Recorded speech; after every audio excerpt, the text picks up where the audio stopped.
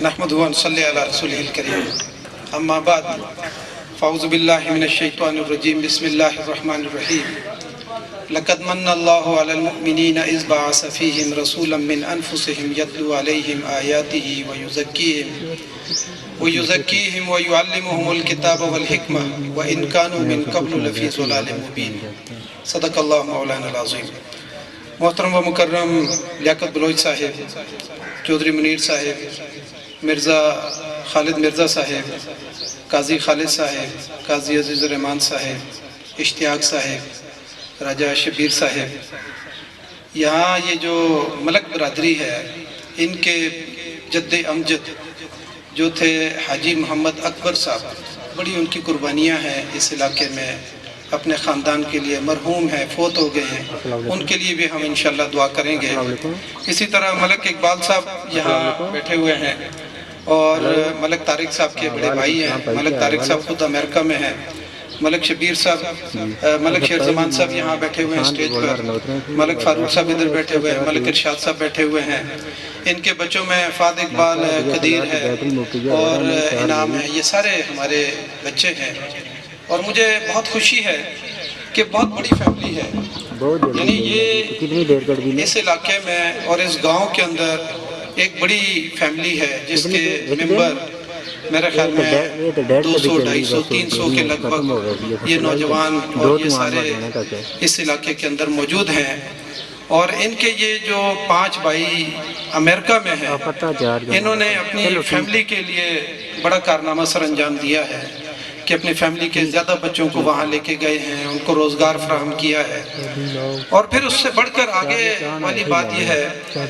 کہ ان کو اپنا گاؤں رنوترا بالکل اسی طریقے سے یاد ہے جیسے کہ بچے اپنی ماں کو یاد رکھتے ہیں، اپنا علاقہ، اپنا گاؤں، اپنے علاقے کی برادری اور رشتہ داروں کو یاد رکھنا، ورنہ تو لوگ دنیا میں گم ہو جاتے ہیں اور دنیا کی بلبلیوں میں گم ہو جاتے ہیں، کچھ معلوم نہیں ہوتا، اور جب 50 سال کے بعد کوئی کرائسس ڈیولپ ہوتا ہے تو مڑ کے جب پیچھے دیکھتے ہیں تو برادری کٹی ہوئی ہوتی ہے، خاندان کٹا ہوا ہوتا ہے، خاندان کے ساتھ لوگوں کے رابطے نہیں ہوتے، لیکن الحمدللہ اس بات پر ہم اللہ کا شکر ادا کرتے ہیں کہ انہوں نے اپنے خاندان اور اپنی برادری کے ساتھ تعلق کو جوڑ کے رکھا ہے۔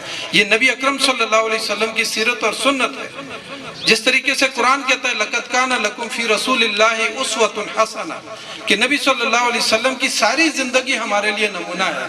نبی صلی اللہ علیہ وسلم کی نبوت سے پہلے کی زندگی بھی ہمارے لیے نمونہ ہے، مکہ کی زندگی بھی ہمارے لیے نمونہ ہے، اور مدینہ منورہ کی زندگی بھی ہمارے لیے نمونہ ہے، جس میں انہوں نے اپنے دندان مبارک شہید کروائے، جس میں جو ہے نا اسلامی ریاست کا قیام کیا، مکہ مکرمہ میں دعوت و تربیت کا کام کیا، لیکن اس سے پہلے نبی صلی اللہ علیہ وسلم کا جو کردار ہے، جس کو کفار مکہ بھی مانتے تھے کہ وہ صادق ہیں، وہ امین ہیں، صلی اللہ علیہ وسلم کو جھک کے سلام کرتے تھے۔ اس لیے نبی صلی اللہ علیہ وسلم نے وہ قربانیاں انسانوں کے لیے دی۔ نبی صلی اللہ علیہ وسلم کی سیرت یعنی نبوت سے پہلے کی جو سیرت ہے اس کے بارے میں حضرت خدیجہ الکبریٰ رضی اللہ تعالیٰ عنہ فرماتی ہیں، جب نبی صلی اللہ علیہ وسلم غار حرا سے نیچے اترے تو انہوں نے کہا کہ خشیت علی نفسی، مجھے اپنے نفس کے اوپر ڈر ہے کہ اس بوجھ کی وجہ سے میری جان نہ نکل جائے۔ تو حضرت خدیجہ الکبریٰ رضی اللہ تعالیٰ عنہ نے فرمایا کہ اللہ واللہ ما یخزیک اللہ ابدا، ہرگز نہیں، اللہ کی قسم اللہ آپ کو رسوا نہیں کرے گا، اللہ آپ کو عزت دے گا۔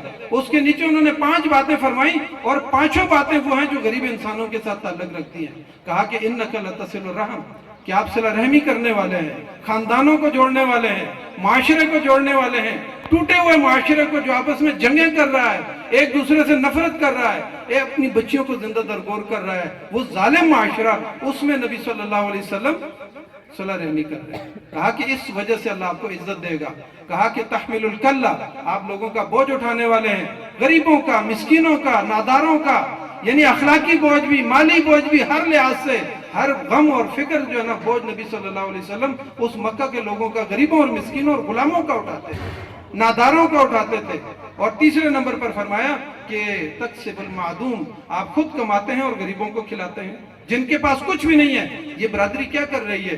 امریکہ میں کما رہی ہے، یہاں پہ خرچ کر رہی ہے، اپنے خاندان پہ خرچ کر رہی ہے، اپنی برادری پہ خرچ کر رہی ہے. تو جب نبی صلی اللہ علیہ وسلم کو ان باتوں کی وجہ سے اللہ عزت دے گا تو کیا آپ کو عزت نہیں دے گا؟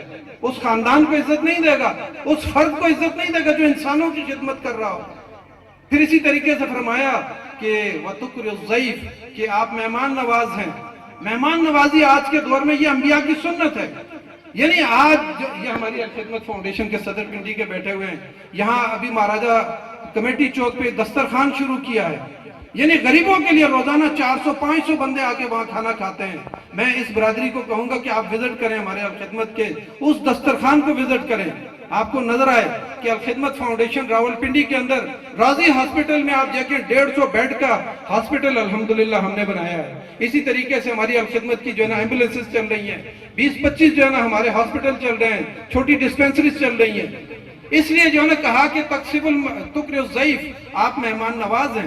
اور پھر فرمایا کہ تعینوا علی نوائب الحق. پانچویں بات یہ فرمائی کہ جو لوگ حق کے راستے میں کام کر رہے ہیں آپ ان کی مدد کر رہے ہیں، آپ ان کے ساتھ کھڑے ہو جاتے ہیں.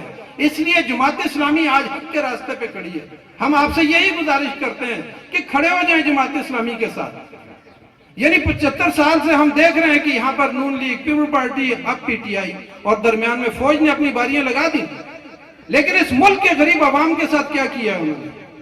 یعنی سب نے جو نا اپنے آپ نے اپنی تجوریاں بھری ہیں، لیکن اس قوم کے لیے اور اس ملک کے لیے اور اس غریب کے لیے جو گلی میں ہے، محلے میں ہے، آپ کے جو نا دیہاتی علاقے میں ہے، ان غریبوں کا حال آپ آج بھی جانتے ہیں. اس لیے میں نے اس برادری سے کہا ہے کہ آپ اپنے علاقے کے بچوں کے لیے جو نا یہاں تعلیمی ادارہ قائم کریں. بالکل مفت تعلیمی ادارہ یہاں پر قائم کریں کہ یہاں سے بچے پڑھیں اور ایک بڑی شخصیت بنیں. غریب اور مسکین بچے مفت تعلیم حاصل کریں. اسی طریقے سے یہاں پر آپ کے تعلیمی ادارے ہیں. اس گاؤں کے اندر 5-6 مساجد ہیں، یہاں پر قراء کا انتظام کریں. آپ کے بچوں کو جو ہے نا قرآن پڑھائیں، یعنی آپ کی بچیوں کو وہ قرآن پڑھائیں. اس لیے دین کو سمجھنا، دین محدود نہیں ہے. نماز، روزے، حج تک تو ہر بندہ اس کو عبادت سمجھتا ہے. لیکن نبی صلی اللہ علیہ وسلم نے مکہ مکرمہ کیوں چھوڑا؟ آپ کیوں مدینہ منورہ میں گئے؟ اور مکہ کے بارے میں جب جا رہے تھے تو غار ثور پہ کھڑے ہو کے کہا کہ مکہ تیرے ساتھ مجھے بڑا پیار ہے، لیکن ان ظالموں نے مجھے یہاں نہیں رہنے دیا. نبی صلی اللہ علیہ وسلم مدینہ منورہ میں گئے، میثاق مدینہ کیا، اسلامی ریاست قائم کی، اور پھر اس اسلامی ریاست کے دفاع کے لیے غزوہ بدر ہوا، غزوہ احد ہوا، غزوہ خندق ہوا. غزوہ احد میں نبی صلی اللہ علیہ وسلم کے جن کے ساتھ ہم عشق اور محبت کرتے ہیں، اپنی اس ریاست کے دفاع کے لیے اپنے دندان مبارک شہید کروائے. اور پھر اس کے بعد جو ہے نا غزوہ احد کے اندر اپنے چچے مبارک کو جو ہے نا شہید کروایا. 75 صحابہ اکرام ادھر شہید ہوئے. اور پھر غزوہ خندق میں چاروں طرف سے کفار جو ہے نا امڑ کے آ گئے. نبی صلی اللہ علیہ وسلم نے اس اسلامی ریاست کا دفاع کیا جس کے اندر غریبوں اور مسکینوں کے لیے جو ہے نا کام ہو رہا تھا. اور پھر حضرت عمر رضی اللہ تعالیٰ عنہ نے ایک ویلفیئر اسٹیٹ بنا کے دکھائی. آج بھی یورپ کے اندر جتنے ویلفیئر کے قوانین بنے ہوئے وہ کہتے ہیں عمیرین لا، عمیرین لا، حضرت عمر رضی اللہ تعالیٰ عنہ کا لا. لیکن ہم اپنے اسلام کو کتنا سمجھتے ہیں، ہم اپنے دین کو کتنا سمجھتے ہیں. اس لیے دین کو بحیثیت مجموعی آج ہم مسجد میں اللہ کی کبریائی بیان کرتے ہیں، تعلیمی ادارے میں نہیں کرتے. ہم مسجد میں اللہ کی کبریائی بیان کرتے ہیں، پارلیمنٹ میں نہیں کرتے. ہم بینک میں جا کے سود کے نظام کے مطابق زندگی گزار رہے ہیں. ہم جو ہے نا انگریز کے قانون کے مطابق زندگی گزار رہے ہیں. ہمارے تعلیمی اداروں کے اندر لارڈ مکالے کا نظام تعلیم چل رہا ہے. اور مولانا مودودی رحمۃ اللہ علیہ نے کہا بے خدا نظام تعلیم، اس بے خدا نظام تعلیم کو خدا والے نظام تعلیم میں بدلنا ہے تو آپ نے اور ہم نے بدلنا ہے. اللہ تعالیٰ آپ اس قوم کی حالت کو نہیں بدلتا جو اپنی تقدیر کو خود نہیں بدلتے. اللہ نے کہا کہ ان اللہ لا یغیر ما بقوم حتی یغیروا ما بانفسہم. اس یونین کونسل کی تقدیر کو بدلنے کے لیے باہر سے کوئی آئے گا؟ آپ نے اور میں نے بدلنا ہے. اس ولیج کونسل میں اور نیبرہڈ کونسل میں یہاں پہ ولیج کونسلیں بننے والی ہیں. آپ نے جو ہے نا چیئرمین کے لیے پینل کھڑے کرنے ہیں، کونسلر ساتھ کھڑے کرنے ہیں. اللہ ہمیں حکم دیتا ہے کہ امانت اہل لوگوں کے حوالے کریں. ان اللہ یامرکم ان تؤدوا الامانات الی اہلھا، کہ امانت اہل بندوں کے حوالے کریں. اور اگر امانت اہل بندوں کے حوالے نہیں کریں گے تو ایک بدو نبی صلی اللہ علیہ وسلم کے پاس آیا. اس نے کہا کہ اللہ کے رسول صلی اللہ علیہ وسلم قیامت کب واقع ہوگی؟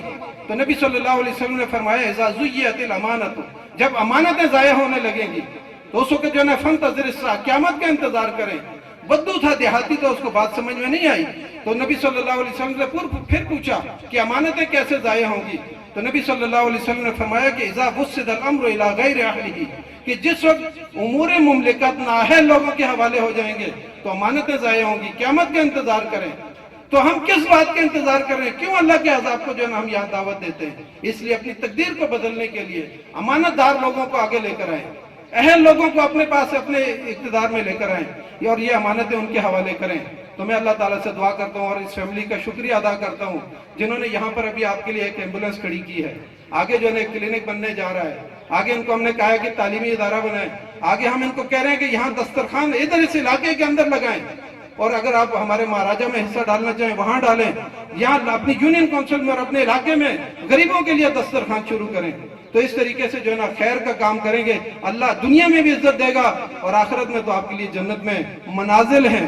نبی صلی اللہ علیہ وسلم کا قرب ہے. جزاک اللہ خیر.